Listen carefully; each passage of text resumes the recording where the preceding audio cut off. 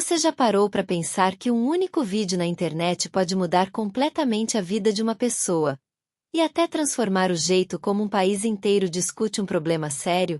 Foi exatamente isso que aconteceu com Felca, um criador de conteúdo conhecido pelo humor, que sempre arrancou risadas da galera, mas que de repente se viu no centro de uma batalha gigantesca, contra um inimigo que ninguém queria enfrentar. Estamos falando de milhões de pessoas assistindo, compartilhando, comentando. Celebridades, políticos, jornalistas, todos falando a mesma coisa. Você viu o que o Felca fez? E, do outro lado, ameaças, ataques, difamações e um medo real de represálias. Essa é a história de como um cara que fazia piadas no YouTube decidiu usar sua voz para denunciar algo tão pesado que, depois de ouvir, você não vai conseguir mais ignorar. Hoje você vai entender, passo a passo, como Felca expôs um caso de exploração e adultização de menores na internet, e por que isso se tornou um dos episódios mais comentados e perigosos dos últimos anos. Felca não nasceu o Felca. Antes do nome virar uma marca, ele era apenas Felipe Cardoso, um jovem que, como muita gente, passava horas assistindo vídeos na internet, sonhando em também criar algo que pudesse fazer parte da vida das pessoas. No começo, nada de polêmicas, nada de debates sérios. O foco era puro entretenimento. Ele se destacou criando esquetes engraçadas, reagindo a conteúdos absurdos, fazendo piadas rápidas que pareciam conversas de bar. Era aquele tipo de vídeo que você mandava pro amigo com a legenda "Isso é a sua cara". E deu certo. Felca construiu uma comunidade fiel, não porque fazia um humor apelativo, mas porque parecia gente de verdade. Ele não interpretava um personagem distante. Ele falava como se estivesse trocando ideia com o próprio público. Aos poucos, o canal foi crescendo, ganhando milhões de inscritos e acumulando visualizações que faziam inveja muito criador veterano. Ele conseguiu se manter relevante num cenário onde muitos somem depois de alguns meses. Mas, apesar do sucesso, havia algo que sempre chamou atenção. Felca tinha um olhar muito atento para os absurdos da internet. Ele ria, mas também apontava. Fazia humor, mas deixava no ar uma crítica. E talvez esse olhar tenha sido o que plantou a semente para o que viria depois. Porque, por mais que a galera conhecesse o Felca humorista, havia um lado dele pronto para falar sério, e quando esse lado veio à tona, nada mais seria igual. Tudo começou com uma série de sinais que, para muita gente, poderiam passar despercebidos. Mas não para Felca. Entre um vídeo de humor e outro, ele começou a observar que um influenciador chamado Italo Santos vinha acumulando comportamentos estranhos e extremamente questionáveis, principalmente em relação à forma como interagia com menores de idade. Não era apenas conteúdo inapropriado no sentido vago da palavra. Eram falas, insinuações, postagens e situações gravíssimas, que, para qualquer adulto com um mínimo de consciência, soavam como um alerta vermelho piscando sem parar. E quanto mais Felca via, mais ele percebia que aquilo não poderia continuar passando impune.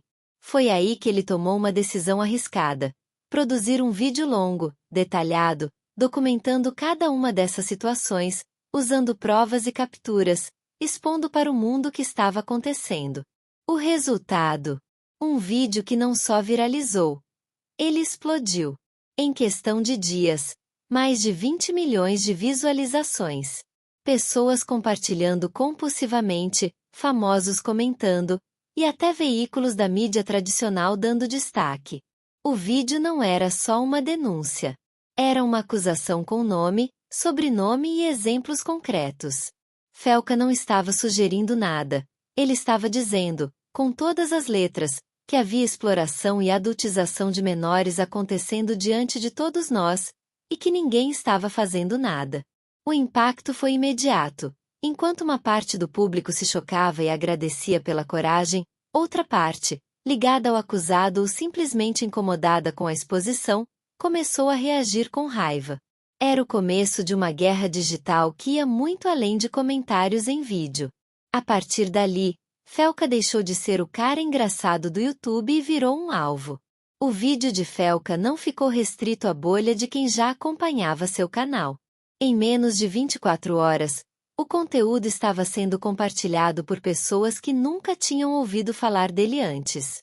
O assunto chegou aos trending topics, atravessou grupos de WhatsApp, invadiu o Instagram e o TikTok. De repente, todo mundo queria saber: quem é esse cara que está falando tão abertamente sobre um assunto que quase ninguém tem coragem de tocar? Celebridades começaram a se posicionar. Nomes como Glória Pérez e Cláudia Leite declararam apoio público à coragem de Felca, reconhecendo a importância de alguém com audiência grande usar sua voz para expor abusos. Políticos também entraram na conversa, alguns defendendo investigações mais rigorosas sobre exploração de menores na internet, outros tentando capitalizar a pauta para ganhar relevância.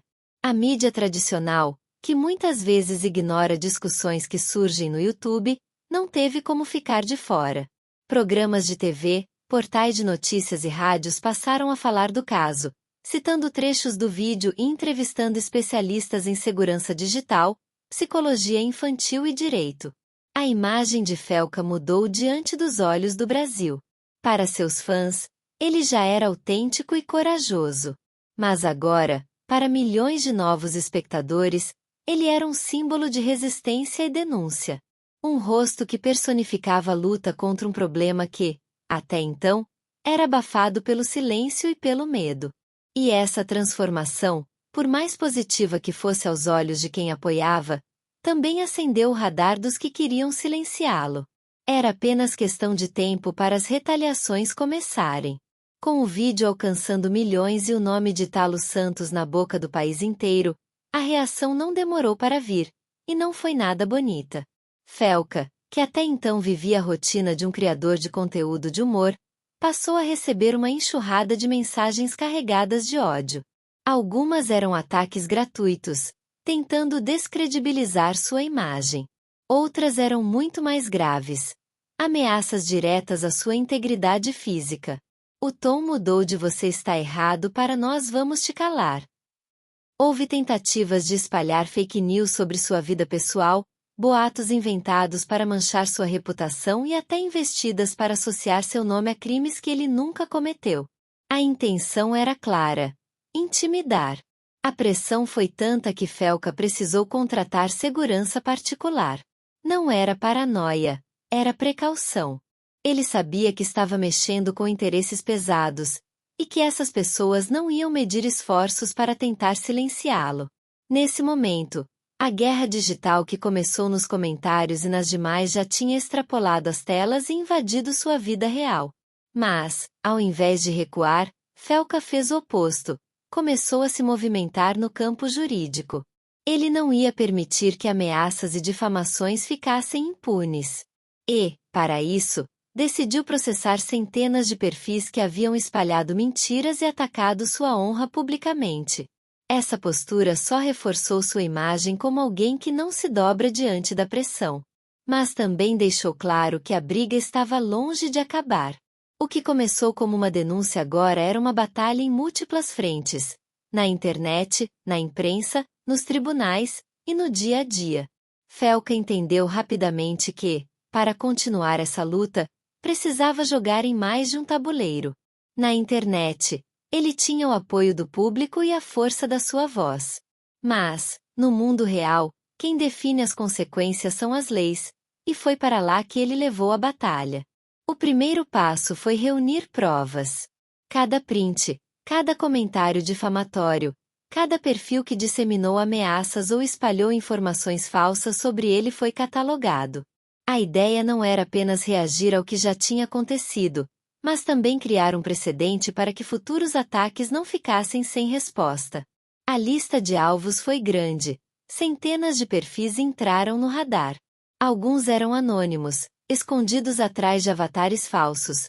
Outros eram figuras conhecidas, que usaram sua influência para tentar desacreditar Felca e minimizar as denúncias contra Italo Santos. Todos seriam notificados.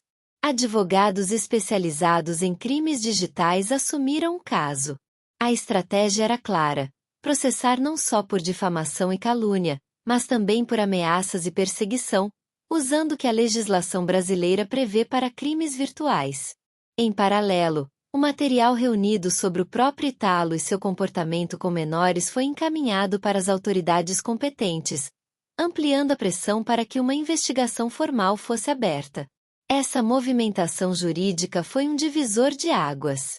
Para os que o apoiavam, mostrava que Felca não estava sozinho e que sua coragem vinha acompanhada de preparo. Para os que tentavam intimidá-lo, era um aviso: qualquer passo em falso poderia custar caro. O caso começava a ganhar contornos não só de polêmica na internet, mas de processo real com possíveis desdobramentos criminais. E, nesse ponto, a discussão sobre a exploração e a adultização de menores online deixou de ser um assunto de youtuber para se tornar um debate jurídico e social de peso. O vídeo de Felca não só expôs um caso específico, ele abriu uma ferida antiga na internet brasileira. De repente, todo mundo estava falando sobre adultização de menores, exploração disfarçada de conteúdo e limites da liberdade de expressão online. Até então, esse tipo de assunto ficava restrito a nichos, especialistas em segurança digital, educadores ou ativistas que lutavam contra a exposição indevida de crianças. Mas, após a repercussão, a pauta rompeu bolhas.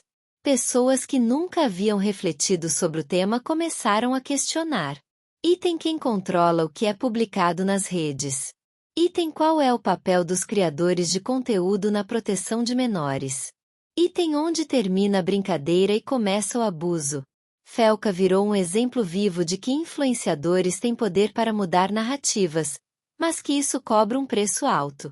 O caso também acendeu discussões sobre a responsabilidade das plataformas. Se um criador está expondo situações de risco para menores, como é possível que os vídeos, lives ou postagens desse tipo continuem online por tanto tempo sem moderação eficaz? Organizações de proteção à infância aproveitaram o momento para reforçar campanhas de conscientização. Escolas e famílias começaram a usar o caso como alerta para ensinar crianças e adolescentes sobre segurança digital. E, nos bastidores, empresas e agências de publicidade começaram a repensar parcerias, temendo associar suas marcas a figuras envolvidas em denúncias tão graves. O mais interessante é que, mesmo com toda a pressão, Felca se manteve firme na narrativa de que isso não era sobre ele, mas sobre algo muito maior: proteger os vulneráveis. Ele deixou claro que, se nada fosse feito, novos casos surgiriam e poderiam ser ainda piores. E essa postura, mais do que qualquer like ou visualização, foi o que consolidou sua imagem como alguém disposto a enfrentar o sistema. A vida de Felca depois da denúncia nunca mais voltou ao que era antes. Se antes ele podia gravar um vídeo leve, postar e seguir a rotina, agora cada passo é calculado. A atenção que ele ganhou veio acompanhada de um peso. Ser visto como um símbolo de coragem e resistência também significa ser constantemente observado, por apoiadores e detratores. Hoje, ele continua produzindo conteúdo, mas com uma abordagem mais consciente. Ainda existe espaço para o humor que o consagrou, mas há um cuidado maior na escolha dos temas. Felca entendeu que seu público não é mais exatamente o mesmo. Junto dos fãs antigos, há milhares de pessoas que o conheceram por causa da denúncia e esperam dele uma postura firme diante de injustiças. Ele também se tornou mais reservado em relação à vida pessoal. A experiência com ameaças e difamações o fez limitar o que compartilha sobre sua intimidade, e até sobre sua localização.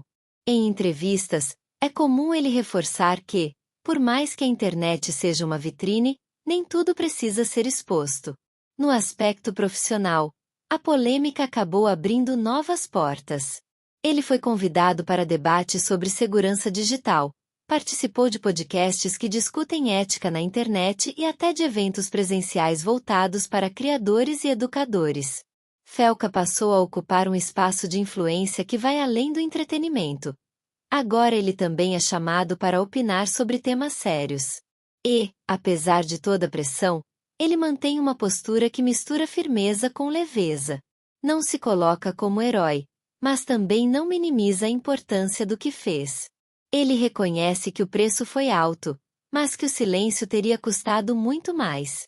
Houve tentativas de espalhar fake news sobre sua vida pessoal, boatos inventados para manchar sua reputação e até investidas para associar seu nome a crimes que ele nunca cometeu.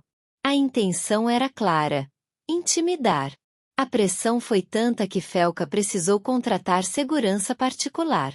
Não era paranoia, era precaução. Ele sabia que estava mexendo com interesses pesados, e que essas pessoas não iam medir esforços para tentar silenciá-lo. Nesse momento, a guerra digital que começou nos comentários e nas demais já tinha extrapolado as telas e invadido sua vida real. Mas, ao invés de recuar, Felca fez o oposto. Começou a se movimentar no campo jurídico. Ele não ia permitir que ameaças e difamações ficassem impunes. E, para isso, decidiu processar centenas de perfis que haviam espalhado mentiras e atacado sua honra publicamente. Essa postura só reforçou sua imagem como alguém que não se dobra diante da pressão. Mas também deixou claro que a briga estava longe de acabar. O que começou como uma denúncia agora era uma batalha em múltiplas frentes: na internet, na imprensa, nos tribunais e no dia a dia. Felca entendeu rapidamente que, para continuar essa luta, precisava jogar em mais de um tabuleiro. Na internet, ele tinha o apoio do público e a força da sua voz.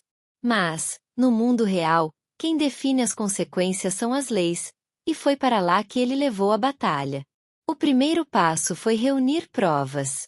Cada print, cada comentário difamatório, cada perfil que disseminou ameaças ou espalhou informações falsas sobre ele foi catalogado. A ideia não era apenas reagir ao que já tinha acontecido, mas também criar um precedente para que futuros ataques não ficassem sem resposta.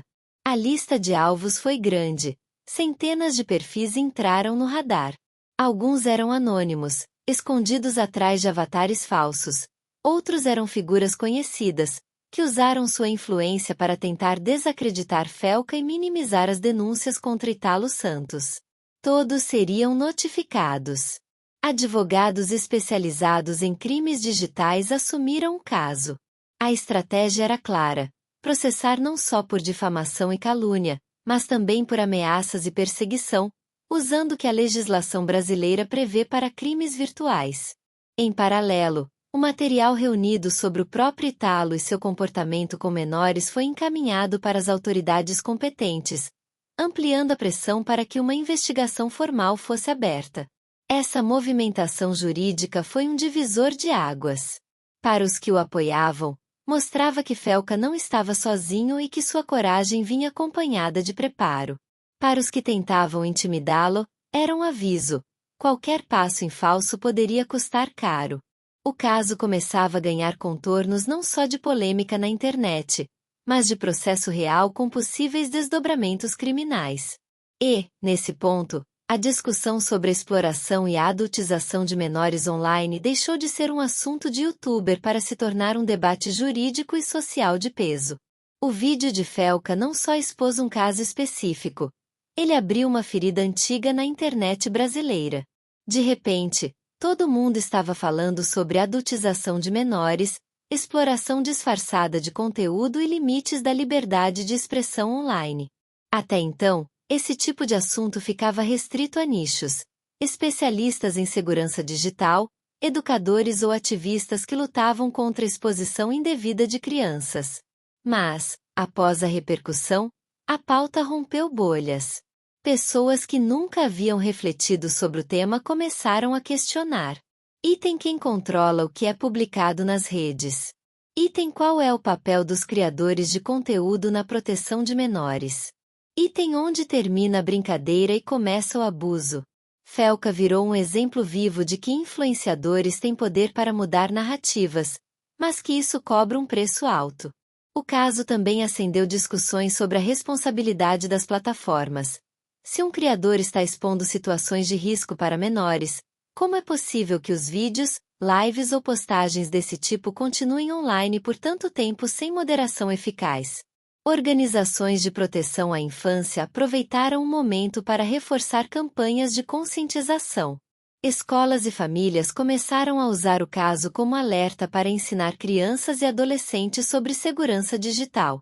E, nos bastidores, empresas e agências de publicidade começaram a repensar parcerias, temendo associar suas marcas a figuras envolvidas em denúncias tão graves.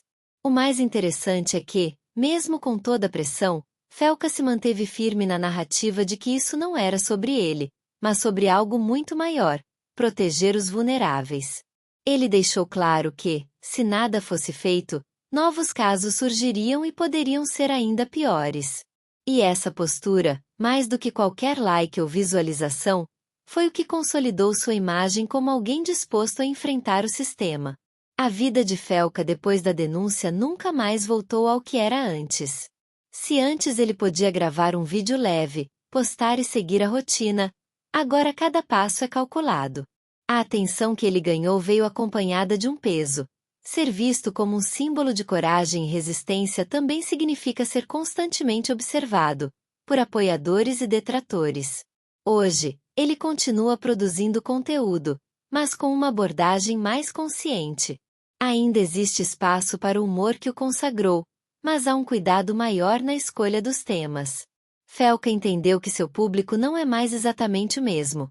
Junto dos fãs antigos, há milhares de pessoas que o conheceram por causa da denúncia e esperam dele uma postura firme diante de injustiças. Ele também se tornou mais reservado em relação à vida pessoal. A experiência com ameaças e difamações o fez limitar o que compartilha sobre sua intimidade, e até sobre sua localização. Em entrevistas, é comum ele reforçar que, por mais que a internet seja uma vitrine, nem tudo precisa ser exposto. No aspecto profissional, a polêmica acabou abrindo novas portas. Ele foi convidado para debates sobre segurança digital, participou de podcasts que discutem ética na internet e até de eventos presenciais voltados para criadores e educadores. Felca passou a ocupar um espaço de influência que vai além do entretenimento. Agora ele também é chamado para opinar sobre temas sérios. E, apesar de toda a pressão, ele mantém uma postura que mistura firmeza com leveza. Não se coloca como herói, mas também não minimiza a importância do que fez. Ele reconhece que o preço foi alto, mas que o silêncio teria custado muito mais. Essa nova fase mostra que Felca não foi apenas o protagonista de um escândalo. Ele se tornou uma figura capaz de mudar conversas, provocar reflexões e inspirar outros criadores a se posicionarem, mesmo quando isso parece perigoso. A história de Felca prova uma coisa: coragem na internet tem um preço, e ele não é baixo. De humorista querido a alvo de ataques, de criador de memes a porta-voz de uma causa séria, Felca mostrou que, quando alguém decide falar a verdade, não importa o tamanho da tempestade, é possível resistir. O caso contra Ítalo Santos não é só sobre um criador e um acusado. É sobre um problema estrutural que está diante dos nossos olhos. A facilidade com que a exploração e a adultização de menores se infiltram em conteúdos online sem que haja controle efetivo. E se essa discussão só ganhou força porque alguém decidiu arriscar a própria paz para expor o que viu, isso nos obriga a pensar: quantas situações semelhantes continuam escondidas simplesmente porque ninguém teve coragem de mostrar? O que Felca fez não é um roteiro pronto para todo criador seguir. Cada um sabe até onde pode ir, e o risco que está disposto a correr. Mas é um lembrete de que ter voz é também ter responsabilidade. E, no fim, a escolha de falar ou calar pode mudar não só a sua vida, mas a de muita gente. Se você acompanhou até aqui, já percebeu que essa história não é sobre um vídeo que viralizou, é sobre uma linha que foi cruzada, e que agora não dá mais para fingir que não existe. Então, se você acredita que esse debate precisa continuar, compartilhe, curta, comente. É assim que o algoritmo entende que esse assunto importa e leva a mensagem para mais pessoas. E, claro, se inscreva no canal para não perder o próximo capítulo dessa e de outras histórias que precisam ser contadas. Porque, como Felca mostrou, às vezes a verdade só precisa de um lugar para ser dita, para começar a mudar tudo.